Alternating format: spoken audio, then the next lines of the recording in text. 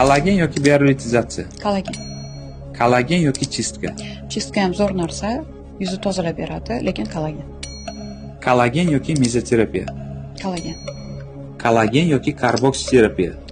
Karboksiterapiya ham juda ham zo'r narsa, o'g'rilik yuzlarga juda ham yaxshi foyda beradi, lekin kollagen tanlayman. Kollagen yoki karbonli piling. Kollagen. Kollagen yoki botoks. Botoks vazifasi ajinlarni bloklab beradi, a kollagen yuzni yoshartirib beradi. Kollagen tanlayman. Kollagen yoki dermapen. Kollagen. Kollagen yoki lazerni shlifovka.